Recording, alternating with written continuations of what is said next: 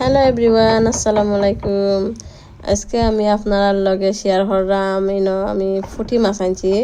হচ্ছে ফুটি দিয়া আমরা দিয়া ঠেঙ্গা তরকারি রান্নু আর আপনার লগে তোরা শেয়ার করলাম। ফুটি মাছ হইলো আমার একটা ফেভারিট ডিশ হইতে, আর আপনার লগে তোরা শেয়ার করি। আমি ফার্স্টে তেলের মাঝে রসুন দিয়া বাজনো হতো সময় তো আমি পেঁয়াজ জ্বালাম, আর পেঁয়াজরে বালাটিকে খসাইমু আর পরিমাণ মতো লবণ দিম। আর আপনার আর খার খার ফুটি মাছ বালা লাগে আমার জানাইবা কমেন্টের মাধ্যমে।